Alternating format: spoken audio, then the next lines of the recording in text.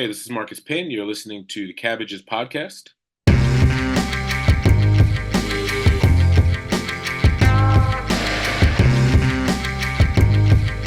Hi, Gary. Hey, Jeff. What's up, buddy? Well, I've got a confession. You look like you have something to say. Yeah, I have a confession to make. Shout out Foo Fighters. Oh, Oof, don't. did I just shout out Foo Fighters? Let's just not go there. Why did I do that? Still, I immediately regret that decision. Okay. Still. Moving on. You selected Toy Soldiers for this episode. 1991? 91. Yeah, 1991's Toy Soldiers.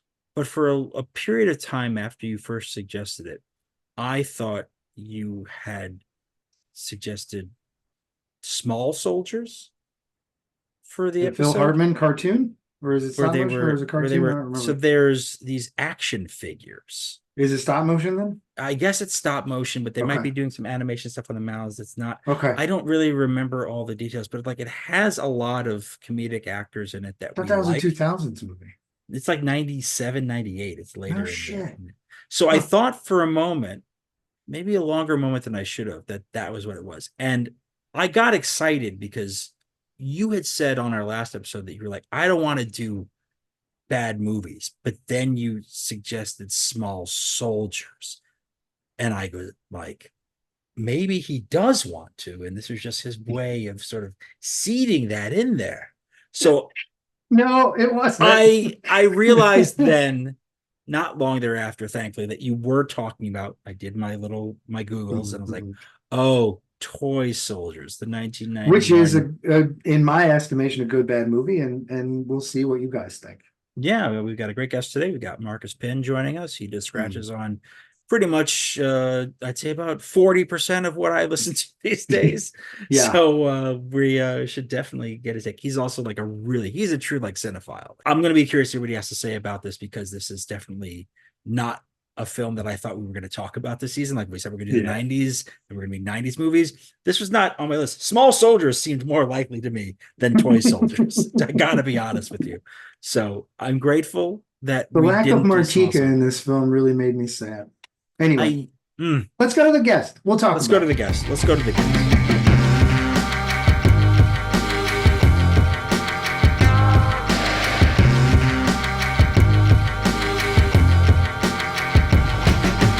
I am thrilled to introduce our guest for today's show. Joining us now is Marcus Pinn. He's a New York-based DJ producer, has been scratching on so many of our favorite indie hip-hop albums of late. He's worked with rappers like Curly Castro, Prem Rock, Kid Acne, Alaska, and Zella Rocca, and alongside producers including Spectacular Diagnostics, and most recently on Moses Malone with Garfunkel. Now, his latest solo album is called Night Music, which is available on $3 Pistol via Bandcamp and wherever music is streamed or sold. He also runs an excellent movie blog called Pinland Empire. And if you get that reference, then you're probably going to want to check that out too. Hello and welcome to the show. Thanks for having me. No, this has been a music blog, of one of my favorite music blogs for quite some time. And then to find out you guys did movie talk a while ago, I was like, oh man, this is awesome. I mean, for years, even before this recent explosion of projects, I mean, stuff like the Beans album Team Breakup, you wrote some nice stuff. I did all the scratches on that. Beans is someone I've been doing scratches for him for a very long time. It's always, even if there weren't projects that I did, it's always nice seeing stuff I've worked on show up on Cabbage. It's one of like the few that I'm always kind of religiously checking out. So it's really cool. Yeah. We have a lot of respect for what you do. And it's kind of coming to the point where it's like, it would be ridiculous not to have you on the show. And so when we were planning for the season, it made total sense to bring you on. Yeah. And Jeff knows because he knows I'm winding up. He's doing that because he knows I'm winding up. So obviously we try to find the right movie for the right guest. This sort of and I don't know if we did that with this one, but we definitely found a movie, and it's a pick it's got by a Jeff. beginning, a middle, and an end. Jeff's pick. It does. Jeff's selection, and it's called Toy Soldiers. Toy Soldiers from 1991. Before we get into any discussion of this actual film, I'd love to get a sense of some of your favorites from the 1990s, because that's really the decade that we're focusing on this season. I'd love to know some of your favorite films from the period. I'm a big, well, not so much anymore, but just Todd Haynes is one of my favorites. I think Todd Haynes in the 90s was just like unbeatable. He did Poison. He did, I mean, Safe is one of my absolute 1000% all-time favorite. I think that's a perfect movie. And he did this short film called Daddy Gets Spanked. This like short 30, 40-minute movie, which is really, really good. It stars a kid. He only did like 2 or 3 things when they made that sequel to Blues Brothers 2000. Of course. The kid in that movie stars. He's much younger. He's like 6 or 7 years old, but he's the star of the movie. Let's see. I'm a big Claire Denis is one of my favorites. So her run in the '90s, I think, was perfect. And it capped off by Beau Travail, which is like I think one of the best movies ever. But I don't think that's not one of my personal favorites. I think Ninette and Bonnie, her movie from '96 is great. I Can't Sleep, No Fear, No Die, which strangely that movie heavily uses this what's the Lakim Shabazz. There's a song by Lakim Shabazz that's featured all throughout this like random art house French movie that like nobody knows, and I thought it was a little weird. Chameleon Street, which technically did the festivals in '89, but was eventually released theatrically in 1990.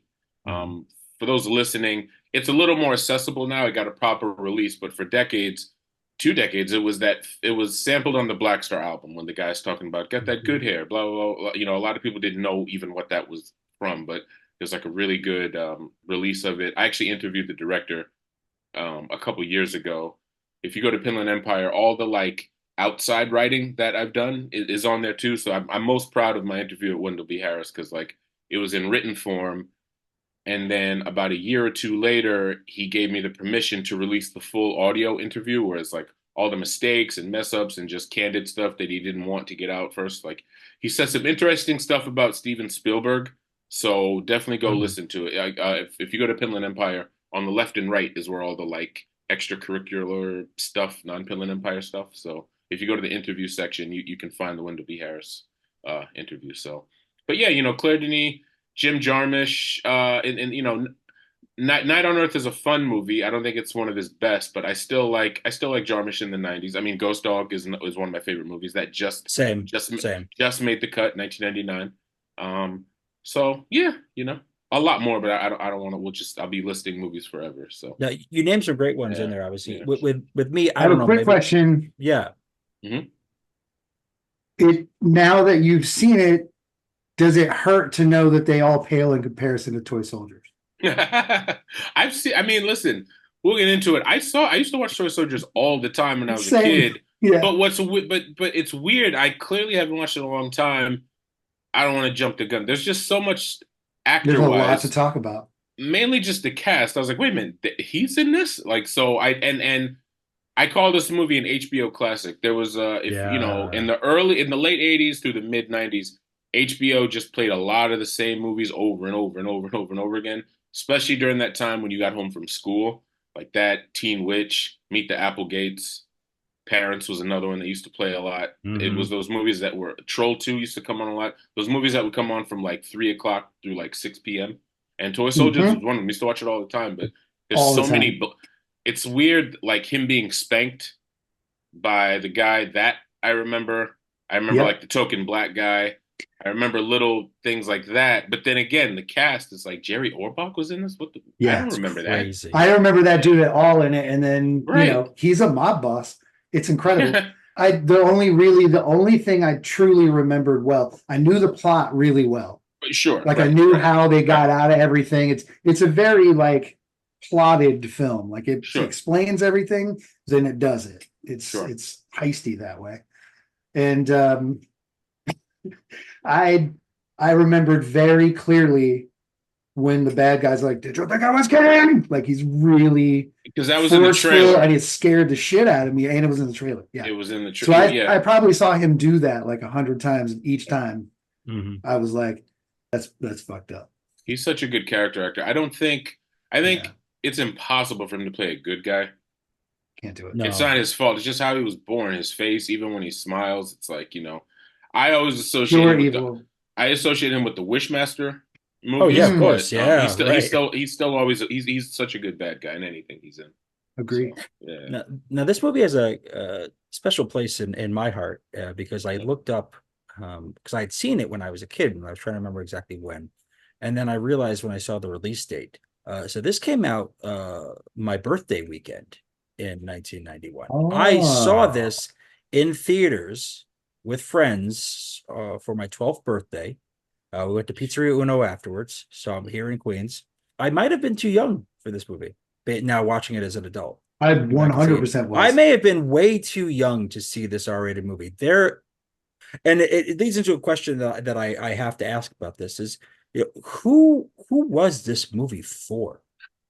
I It's a had that great exact question. question. I had that exact question because what I don't remember was the intro when they just throw the lady out the window. It's like, oh, they're not messing right That's from the listen. jump. They're not messing around. I want to be clear about this. These guys, the terrorists, they are not fucking around. No, they're not. That's what differentiates this film from so many other films exactly like it, is that the terrorists in this are not fucking around.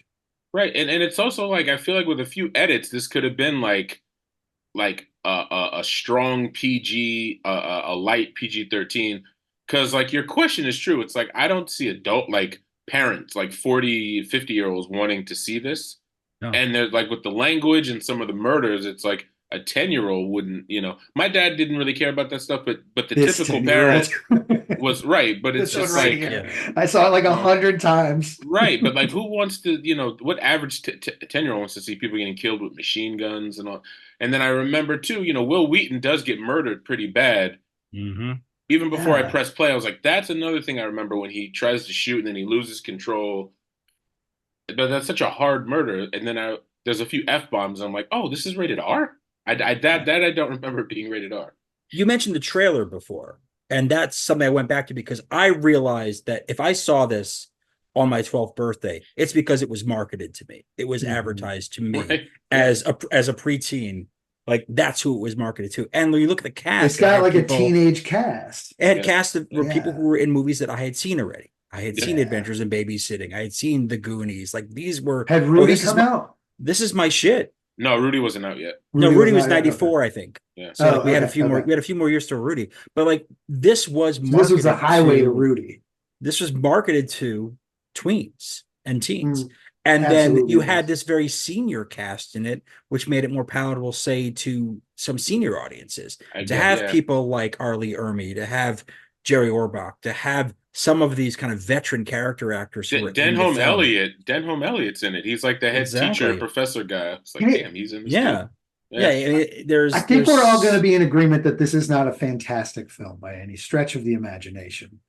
But well, the casting is pretty dope. No, Like this is one of the best cast shit movies I've ever seen. Yeah. And everyone acts their ass off. Denholm Elliott deserves an Oscar for his performance as the headmaster of that school. Well, I mean, he usually does. He's such a good actor. I think watching this movie with like 43-year-old eyes, though, I don't remember so many cheesy moments.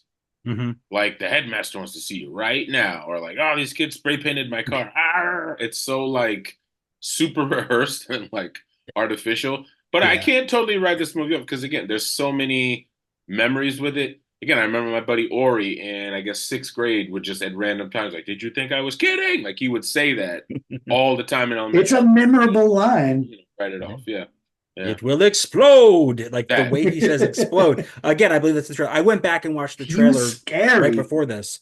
Like he's a great villain, and it's a great idea. Like Andrew Davoff, like he does a great job as Louis Cali. Like I totally agree. And even when you read like the contemporary reviews of it, like at the time, the only person who gets any sort of grace in this film from critics was him. Yeah. So Ebert, who hated this film, at least was just there were a couple of people that noted that the performances were very good. Sure. Like I think a few critics sort of recognized like this thing's not just like a total flop. Yeah. It's interesting. It's an interesting, though maybe poorly executed film. But to get back to the genre aspect of the film, like who this is for, it's like, okay, so it's a kid's movie, but it's way too violent to be a kid's movie. There are 2 grisly murders in the first scene. Now, I'll admit, speaking as a Cuban American, I had seen Scarface when I was a child. So I was used to seeing people killed and thrown from helicopters before. That's nothing new to me. That's just like a Tuesday. We watched that. We had the double VHS tapes and we watched that all the fucking time, me and my cousins. But like, that happens in the scene. A woman is pushed off a building and a man is thrown out of a helicopter. Like these things happen in the It first starts out five like a minutes of Faces film. of Death. Yeah, which I also watched too young, way too young as well. Yeah, exactly. Like they knew that kids were into this sort of more violent, more expression, more kids being the heroes. Like Yeah. everything about it was made to be a kids movie. This movie checks off so many boxes, so many outrage boxes for the time. Yeah. No outrage whatsoever. My father and I watched the movie together. He was like, "No, it wasn't bad." Like, Right. and I'm very young and watching this thing, being like, "Yeah, I kind of like it." And And then watch it 100 more times. watching it now too, it's like this was definitely like the last squeeze of the orange of that like Red Dawn genre. Oh yeah, Yeah. yeah, 100%. Which and it has Red Dawn has a lot of like gruesome murders too, but that movie is so I don't want to insult it. It's just there's a lot of cheapness to it, I guess. So the murders don't really hit you that hard. And then they cleaned it all up. You remember the movie Ruskies with like C. Thomas Howell and Yeah, that yeah. that wasn't that, but that was like there's I'm familiar explosions with the and works of C. gunshots, Thomas Howell. right? But there's no Far out, like man. crazy murders. Like that movie was a straight PG movie because they were really trying to get kids to go see it. And then again, this movie kind of goes back to that Red Dawn well, where it's like it's very violent, but yeah, once again, who is this for exactly? You Yeah. know? I sort of think like when I was writing my notes for this, I sort of thought, I looked at the timing of when this film came out and I said, okay, so the elevator pitch for this is Red Dawn meets Home Alone. Is you have these kids who are acting up and pranking, 1990s Home Alone. Yeah. You've got that, but also it's a Red Dawn type film. So like at the end of the day, I love it. A lot of the films we end up watching for this show end up being in this worthy of this question. It's like we try to decide what happened to it, why was it this way, and we've covered a number of different films with the same question.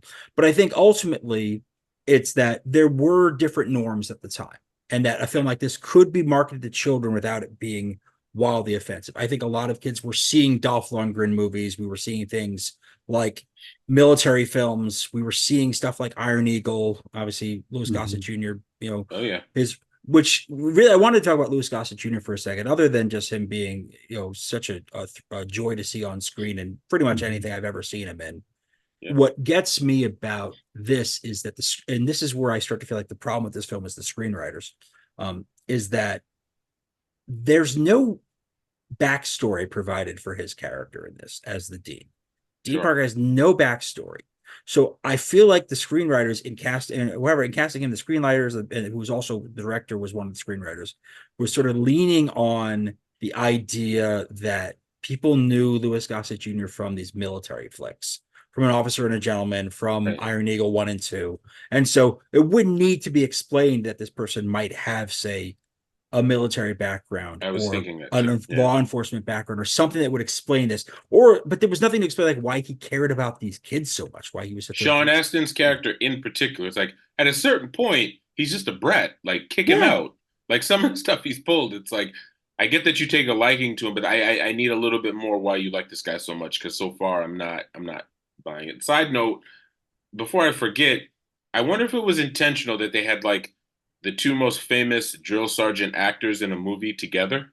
Oh yeah. I didn't even think about that when I was a kid. When I watched, I was like, "Wait, R. Lee Ermey and Lou Gossett Jr. in this together? Wow, it's the Officer and a Gentleman and Full Metal Jacket drill sergeants like together in a movie. That's interesting." I went a little down a rabbit hole with that, not too far, but just enough to see that the history of sort of those two actors together, and that originally R. Lee Ermey was up for Louis Gossett Jr.'s role in An Officer and a Gentleman, and then ultimately R. Lee Ermey was on as a technical advisor for that film, advising them. So there's a history between those people. So it sort of makes sense to kind of have them together.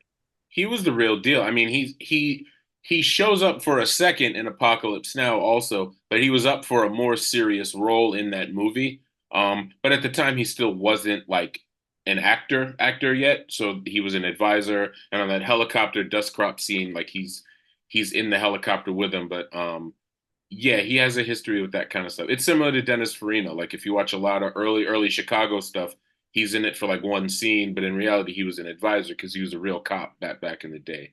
But yeah, no. Oh, I didn't even think about that too, about the Full Metal Jacket connection between or the Officer and the Gentleman rather connection between those When two. you're dealing with a cast like this, where there's just so many visible, high caliber actors, like you're going to get these sort of things. Like I found a lot of weird connections between this movie and the works of Pauly Shore. So, oh well, yeah, he like, directed in the Army now. he directed in the Army now, but also some of the other people involved in this film were in Pauly Shore movies.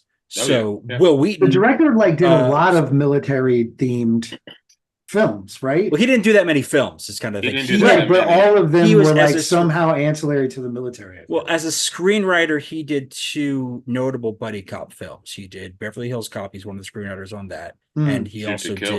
did Turner and Hooch. Oh, Turner. I was thinking of Two Shoot to Kill. cops. Yes, in the exactly. But I Army. mean, Yeah.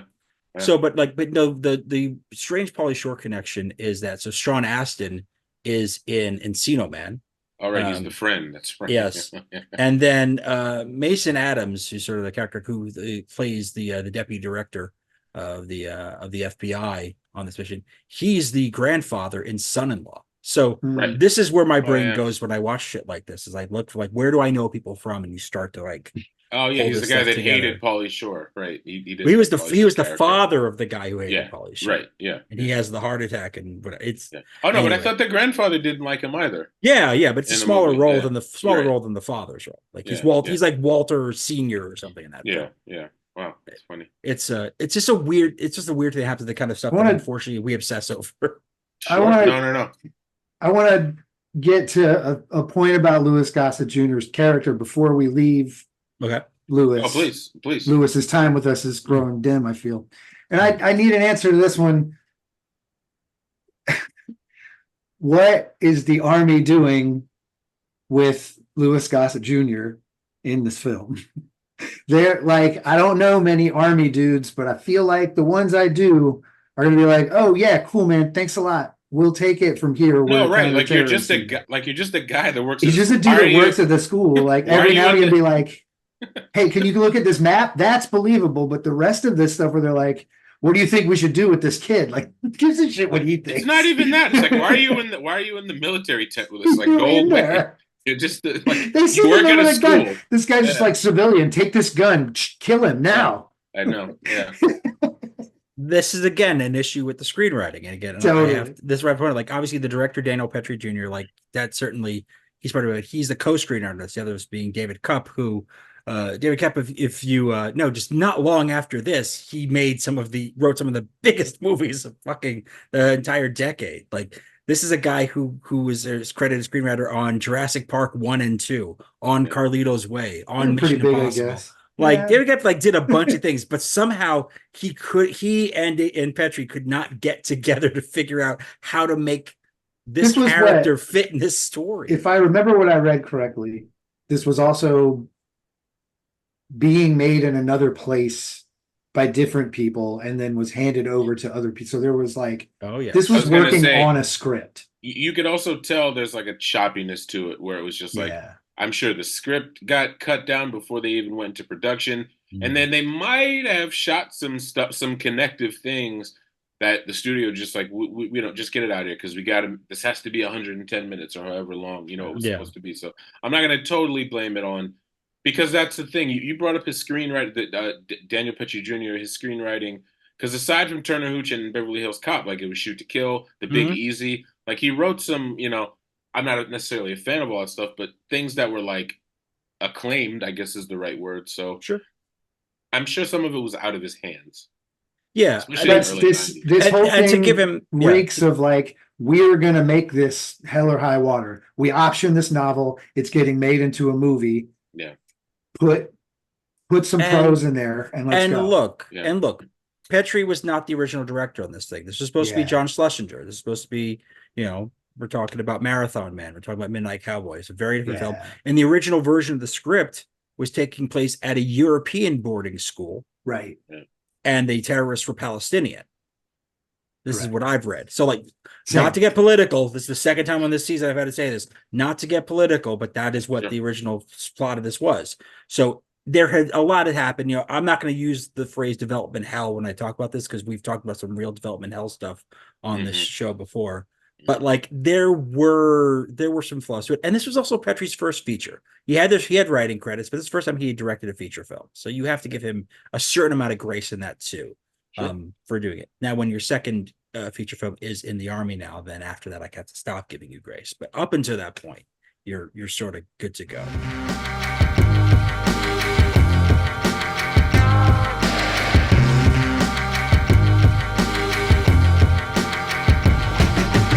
One of my personal favorite scenes in the film, and I'll be curious to know kind of your feelings on this, guys, is there's the scene in the Act 3 where Sean Astin has to explain to one of these Colombian terrorists pots and pans. Yeah. Pots and pans.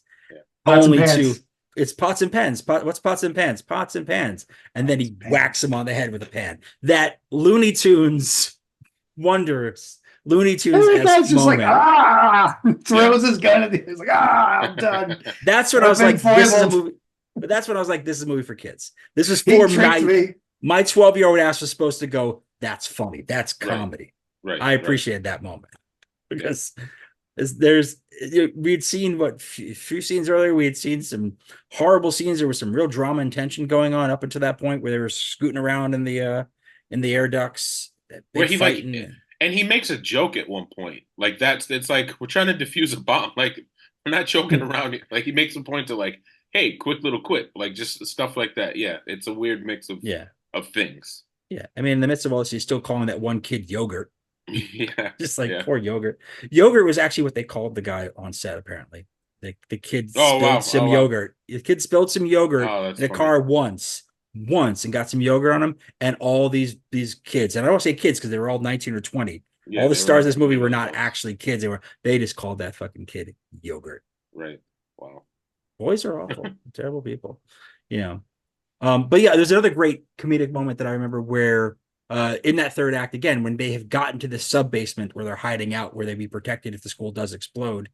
And for some reason, like, Snuffy and them give the headmaster some of this vodka mouthwash, and he does like a take with it. Like, we're watching explosions. You might end up dead, and the last thing you're going to have done is take 100 proof vodka.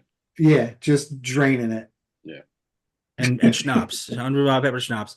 But like, his character was also wild to me because I could not understand why he was trying to maintain this level of normalcy in this extraordinary situation, basically instructing the kids to come to the quad, like still teaching classes. No, even a class. I remember thinking, I was like, what are you talking?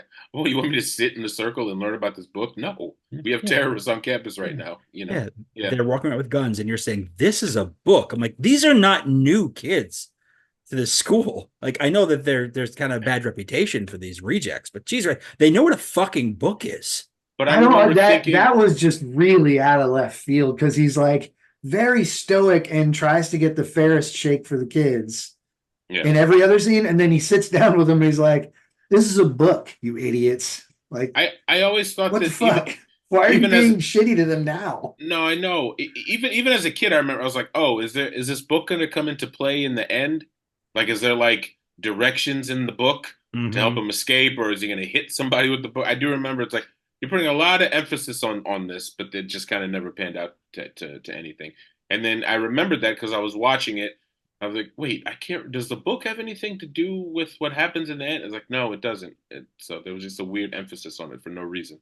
Yeah, one of the things that Ebert pointed out in his review, so I went back and read it, was there's a great thing in the beginning where when they're in the basement and he's rigged up this telephone, device to circumvent the system and call the phone sex line, which again, as a 12-year-old, this is a delightful scene for me, and I'm enjoying it tremendously.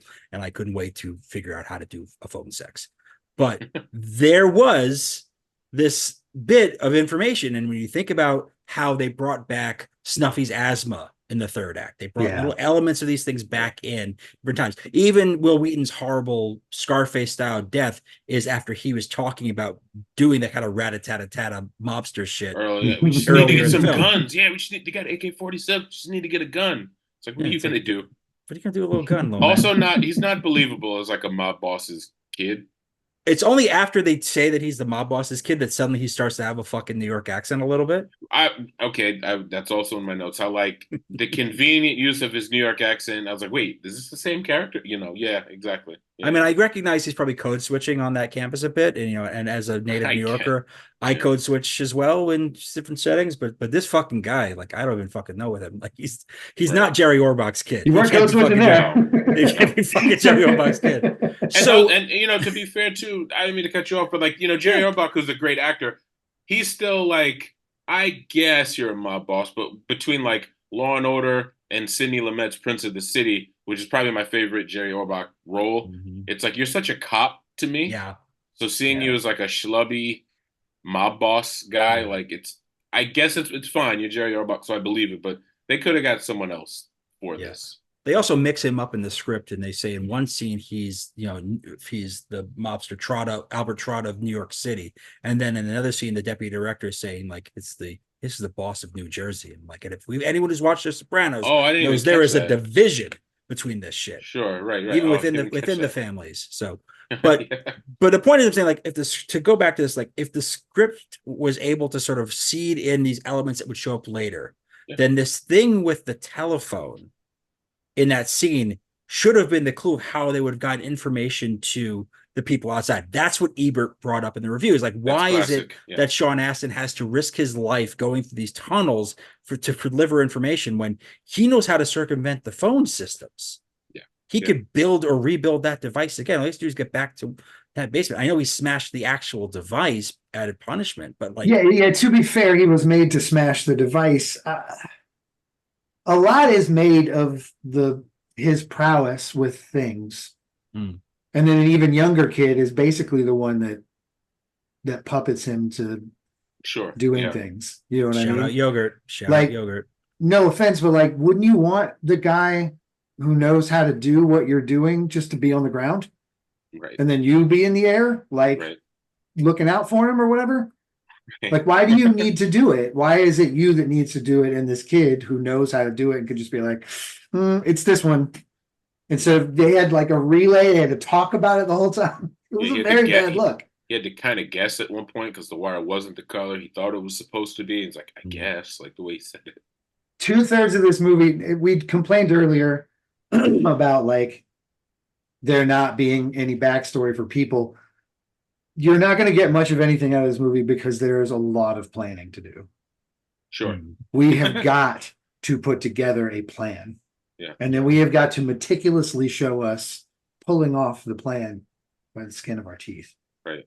And my favorite part of that is I love plans. This was an excellent plan. Yeah. Truly, like, for limited resources. Sure. Some of these people had some really cool plans. The terrorist plot was fucking brilliant. They were like, wait. We've got like 5 of the richest kids in the world in this school. We're gold. Right. They won't let anything happen to their children. No, because I completely blocked out the first kid had left early as like a safety precaution. I thought it was all originally about those 5 kids and just in general, like, oh, this is like a wealthy private school. I don't remember that one little aspect of it. So, because once again, I'm glad I watched this. I'm so used to being on podcasts about things that like I just know. So I was like, I don't need to watch this Claire Denis movie or this Jim Jarmusch movie or this Tarkovsky movie. I've seen it a million times, but this definitely needed to be revisited. Yeah, I mean, we watch the movies twice is how we do it for these. So we usually do one stone viewing and one not stone viewing. Oh, nice. I did 2 stone sober ones for this. I did put 2 sober ones for this one. So the second time is a little bit more clarity, and there were certain things that I noted. So like, I want to give certain benefits to certain people, like in this. Like, yeah, it did have its flaws, but in terms of handling the script really well, like landing into that situation where now it's like, oh, actually, these guys actually are really good. These could be our hostages. This is even better situation for us. But they also solved one of the biggest problems I've ever seen on screen in a film with hostage taking. And this is something you see in any film where there's terrorists take over a place and there's hostages, or it's a bank heist movie. It's this. So when he starts the negotiations with the FBI and he says, we are going to send out all of the faculty with a list of our demands, which seems to largely be just to release his father, but that's whatever, very single-minded. The only adults who are meant to stay, other than the headmaster, is the kitchen staff. Right. Thus, no longer needing to get outsiders to deliver food to those inside so that they would eat. That is an interesting little touch. I thought that was a brilliant device for solving a classic hostage movie conundrum. When you're in the bank, there's no food. But here, there's kitchen facilities, and there's a staff who can do it, and kids work in there as well on punishment. So you can totally keep these people from having to have this outside supplement. I think that was done really well. Yeah, it was. Those kitchen staff were heroes. That's tough to work under. Jeff, are you ready to reveal kind of your personal connection to this film? Am I ready to? What do you mean? I mean, that sounds foreboding. That you were in a school like this. You were in a military school. I was in military school. It was in Virginia where a lot of this was filmed. You could not have filmed in a more perfect version of that style of school. I mean, what part of Virginia? What part of Virginia was I in? Yeah. It was a tiny place. It was Fluvanna County. It was way out in the middle of nowhere. It was a military school, so they like put it in the middle of nowhere. And like, if someone tries to escape, they look like they're in the military, which is right there. Sure. So they can just call it in. Like, it was kind of impossible to get out of that place. So like, this movie appealed to me on a really personal level. I call them made for TBS movies. This was just a made for TBS movie. Those are definitely TBS. Easily cleaned up. You can cut the death scenes if you need to pretty easily. And the F-bombs are sparse, and they don't take away from anything if they just say fudge. It doesn't matter. Right. And no correction. Yeah, exactly. This, movies about this stuff, and they kind of got it right, the kind of mischief they were up to. That prank is an absolute stone cold classic. Taking somebody's personal belongings and putting them in another spot, but perfectly. Just, that guy's got whiskers on it, but it works every time. Yeah. It worked in School Ties when they took that guy's car apart and put it out, put it in his classroom. Like, it's that stuff's not supposed to be there. What the fuck is going on here? It's a perfect prank for like that style of student. Yeah. And one thing I thought they also did well, the only real moment we get with Billy and our friend Louis Gossett Jr., they're like walking the hallways, and essentially Gossett Jr. is like, yeah, man, I know everything you're going to do before you do it. I've seen it a million times. Right. That's a very like headmaster with troubled student thing. I swear I heard that line probably in real life a couple of times. Yeah. Where it's like, we already know all your hiding spots. Just don't do it. You know what I mean? Did you have any sort of mouthwash related experiences in terms of hiding alcohol back in those days? Well, I don't, I hope that none of my old chums are listening, but like, it wasn't that smart when people drank. They didn't try to really hide it very often. They just smuggled in alcohol and drank it as quickly as possible. Yeah. Because you got to get it out of there because you can smell it. Yeah, I don't care what it is. You can fucking smell it. More so, tobacco was the hidden weird stories, not drunk, but a story of choice. That was the drug of choice to like smuggle in weird ways and hide that they were dipping, and like it was a lot. It was I could tell wild stories about that, but alcohol, it's too smelly. Yeah. It's there. I didn't have that kind of, experience. New York City public schools, mostly for me. So we just smoked and drank and we were fine. But that being said, there's a lot of different aspects of this film that I found surprising. And one of the things that I found again, and I'm kind of coming back around on this screenwriter situation, is that Louis Cali may be the unluckiest terrorist I've ever seen in a motion picture. Real talk. Like from the jump, he takes over a Colombian federal courtroom, to have his father released after his father has already been secretly extradited to the U.S. A plan that went so perfectly that he still murdered the judge. He like checked off almost every objective on the list except the one that actually really matters. Yeah, paying the guy back, revenge, retribution for all that. And then he gets to the American side of things through a very bizarre border situation that involved explosions. But that's again just pure good fun. But then he raised this American school to go get the son of the judge who would be on his father's case, and he just left. So that unluckiness. Then he steps in shit, obviously, with who these kids are. But then it's the point where, like, okay, he's going to release Will Wheaton, the mobster's kid, at the behest of it, and that results not only in that he gets that kid killed, and only for the result of that to be now Jerry Orbach has him whacked. Yeah. And we see that scene in there. Like, it's just, I've never seen all these films are all these terrorists are masterminds, and they're getting outwitted, but they're masterminds, whether it's Die Hard or whatever it is always like, wow, these guys, they really did their homework. They really played. I feel like this is probably closer to the reality and why most terrorist things get caught, because people are not perfect masterminds. Sure. Best laid plans of mice and men. Well, all of this would have been solved. Well, not all of it. They still would have at some point lost, but a lot of this would have been solved if he had just taken care of this child personally. Just like, all right, dude, walk this kid out of this place so that they know, don't fuck with this kid. Oh, you know what I mean? And like, you're a super karate expert, and like, why put an armed gun on this kid you're setting free? Like, what the fuck? That was the most colossal fuck up, because that kid is important to him and his life. Actual people that cannot get caught doing bad things, you maybe want to protect theirs. Sure. So his biggest mistake is delegation. Yeah, man. And his like, so I'm calling him Hook and Smee, because that's like what they look like to me. No, it's the same like, guy. Smee fucking sucks. He's a terrible sideman.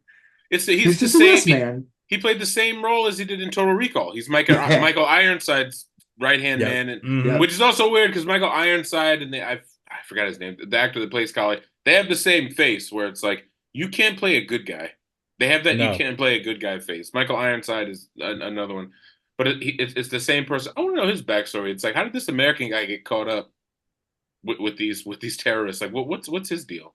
It's a real curious situation, because you're just like, is this a mercenary? But like, what is his situation? Yeah. I think, again, like you said, like, there's a runtime that makes sense, and anything that gets longer, it's like, what are we doing here? Can we sell this to cable?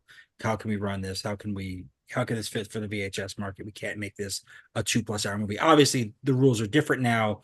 And if they remade this film today, it would be 2 hours minimum. Easy. It would probably be 2 hours and 10 minutes, because they just don't know how to make them short anymore. It seems. I think we would get more backstory is the problem.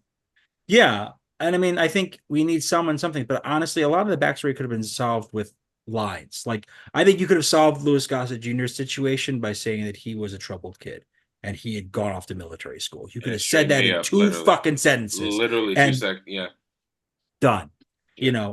You could talk about the relationship between, Michael Champion and Andrew Divoff's character, Callie and Jack. Like, you could talk about Thorpe. You could talk about those people and be like, we go back to name some war, name some military action, like something you could have, if you wanted to.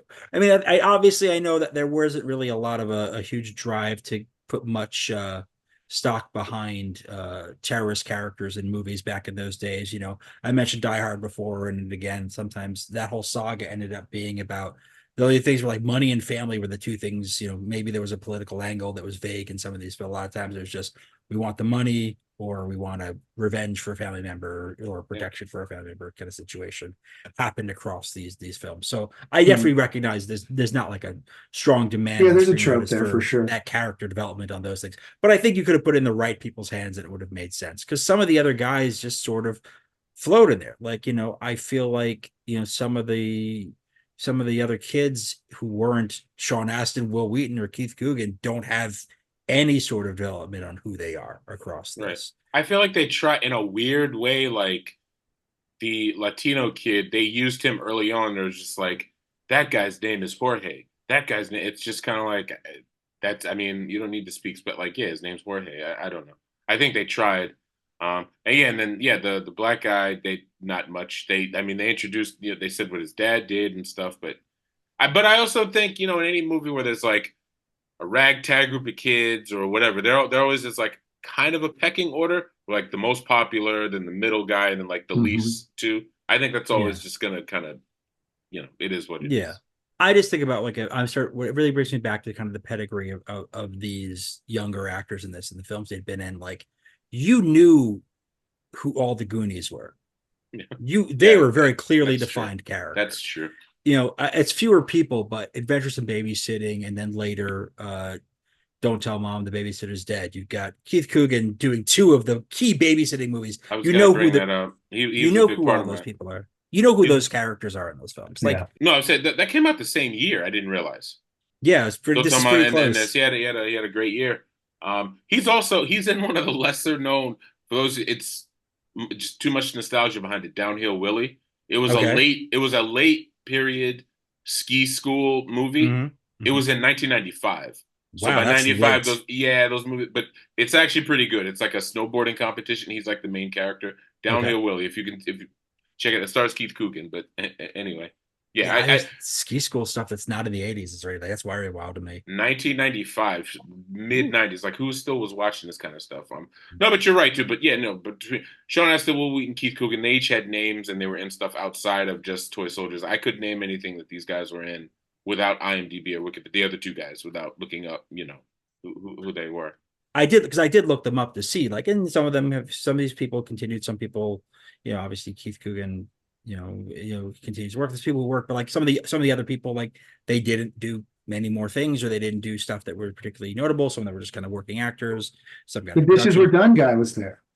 Yeah, yeah, dishes are done, That's what man. we want. That's really what we That's what the wanted. people wanted. Yeah. So yeah, I mean, I just kind of to tie all these things together, it's like it's a film of its time. It speaks Mm. very much to sort of the violent actioners of the day, your Dolph Lundgren and Jean-Claude Van Damme stuff, which eventually just became the thing that teenagers were watching anyway. Like, we still watch Hard Target.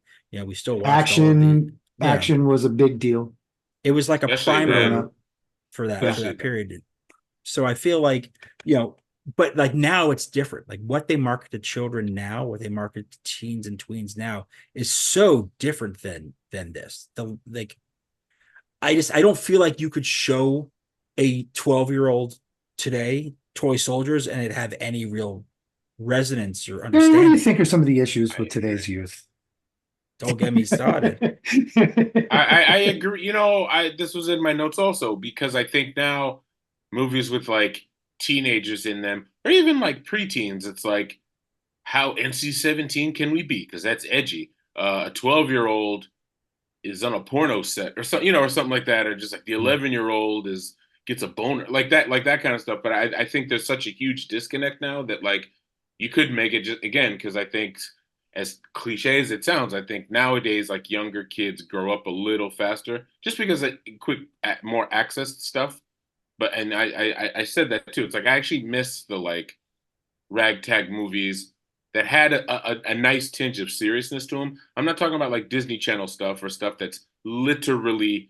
I'm not talking about things that are like that star 16 to 19-year-olds, but they're made for 6-year-olds. I mean, Right. real like family or just like tween or early teenager movies. They just kind of don't exist. It's like it's all Seth Rogen is behind all of them, and once again, it's all like how edgy can we be with these little kids? Because that's whoa, no one expects that. Yeah. Which no disrespect to Seth Rogen. I'm just No, saying. no, and I mean, I feel like I'm bringing this up because we're fairly early in this season, focused on the '90s, and I think we're going to see some of the shifts that happen over the course of this because we're not too far away, and within the same decade, we're getting into the like, I Know What You Did Last Summers. We're getting into Mhm. stuff where it's like there's a different version of this now of the teens band, yeah, The Faculty, films like that where you start to get this sort of like Back the will be young kind people of have rips. young people have to band together in order to deal with this very adult issue or this issue that's bigger than what kids are supposed to be dealing with. And I feel like there's just like we've now gotten to the point, and you mentioned Disney, and I feel like you've got this pipeline of sort of the kind of Marvel movie stuff that gets marketed for smaller kids and then kind of into the tweens and teens, that by the time they get to it, it's like, well, what do we have for a 16-year-old at this point? Well, we've got this horror movie and it's PG-13. It's like the best they've given to these kids now. There's no sense of a film like this, which like clearly Transformers 8. all three of us here, right. This movie, even though none of us would have called this out, I'd be like, this was a definitive movie of our childhoods, but all of us being around the same age, we all saw this. This movie had an impact on us all in some way as young people. And now looking back at it now, we have the perspective and benefit of that. Yeah, I could not agree more. No, it's something like I didn't see it in the movies, but if it's something to go to the theater and see again, even though like I said, it's a little more like adult than I thought, but it's still not as bad as stuff is today now in retrospect, or like I said, you come home and something to watch on HBO that isn't like some cheesy cartoon or some like it's a good in between. It's a good in between movie, I think, even with its flaws. Let me ask you a question. Mm-hmm. Anybody else kind of feeling the terrorists on this one? Just like a little bit. Like No, I'm not like into the violence part and killing kids or whatever, but like, it was kind of like they were more fun and more organized, and the American army is hard to cheer for. And, I mean, at the end of the day, they got outsmarted by a bunch of kids. I didn't yeah, much, they're a ragtag bunch. I also go back to what you're saying about if this was remade today. I think and you also brought up Marvel. The biggest problem with a lot of movies today is like every bad guy now gets the backstory to the point where it's like, oh, maybe he's not such a bad guy. I think Marvel is the worst at it. There's no real. The first wave, Ironmonger, Red Skull, evil little Tim Roth, who became they were just shitty people. Yeah, we've bludgeoned the sharp edge off of evil. But now everyone, it's just like, well, the reason that they're bad is because they saw their parents killed, or they were experimented on by the government, or they fell down and hurt their knee. Yeah. Everyone has some to the point. It's like, so who's the bad guy? You know what I mean? So I think if this got made today, it would have been some well, the U.S. military is evil, and my father's a political prisoner, and bad. So yeah. I'm just glad they didn't focus on any of that stuff, but it's definitely it's broached. Yeah. In conversation where they're just no, it wouldn't be a problem if the U.S. government hadn't, and the guy's he walks away. Yeah. So it was like a real life argument. Yeah. I mean, I think ultimately what we're looking at is that this is a relic of a particular time period that we're not going to get back. But all I can say is that if it's something that's based on this conversation sounds interesting to you, I think all of us would probably recommend it for a no pressure viewing if you wanted to just watch it on your couch. Sure. I agree. Yeah. None of us are going to go out there and say you have to watch it, but I mean, it's entertaining, and it's better. The performances are worth it. The plans are worth it. It's worth it for the planning. I might even add this to I have a list of when my son reaches, I mean, he's only 3, but when he reaches that 9, 10-year-old age of list, watch Monster Squad, watch, Sandlot, watch all this stuff. I think Toy Soldiers. It's a good again. It's another in between movie where it's prepares you for the more serious movies, but it's got child actors he didn't grow up with, but still. I might have to add this to my list for the future, honestly. So I can't dismiss it that much. So it's Ebert gave it 1 star, but I believe it to be a 4-star, 1-star film. I like that. It's an excellent 1-star film. If you don't like things like that, then don't. But it's a 4-star bad film. It's a good bad movie.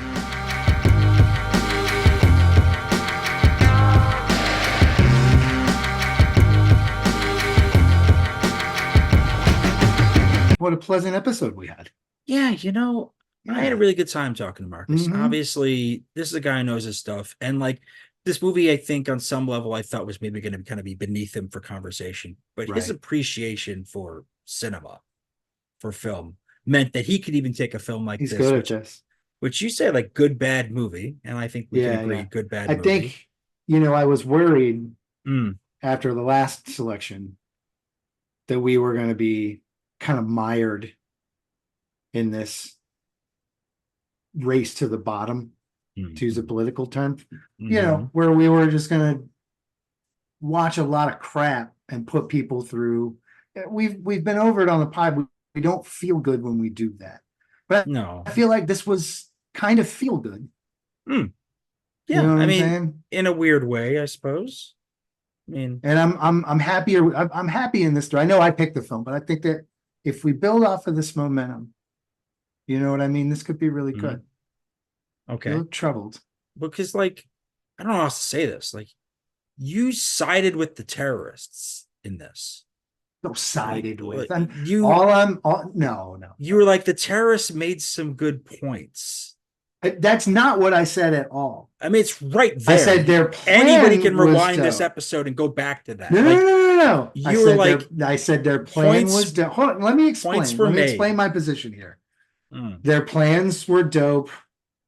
They were like dope terrorist plans. They were good plan. Like, listen, good plans are good plans. If they execute evil things, I don't like them.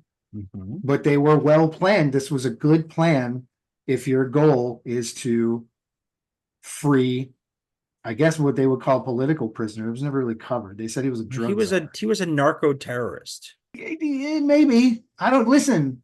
How do we know that for sure? We're up against the U.S. government. They'll say anything. Did business with the mafia. Like, this was not about politics. This is there's good points. You're making good points. What I'm saying is, were you at no point were you just at all just a little tinge of just like they killed children? That was cool. Well, one child. They were threatening to kill children. They were going to blow up under duress. A school they were going to blow up. Yeah, no, I'm not into that part. No, it's not great what they did. Do you remember when they pushed a woman out of the window for no reason? Another real issue, a prickly pear. When movies do stuff like that, Jeff, they're signaling. They're signaling these are bad people. So you're saying that Hollywood is just correct on all of these things? Do you know what? That there's no perspective whatsoever? Do you understand the difference between good and bad? Is this ringing a bell? Not in a movie universe. Maybe what you need is a good old-fashioned vigilante film. Maybe that's what you need. Got my attention. And I have just the film for that. Oh, it's the most 90s of vigilante films. Oh, you're in for it now. Classic cinema. I greatly look forward to this, Garrett. It's the Cabbages Podcast Network.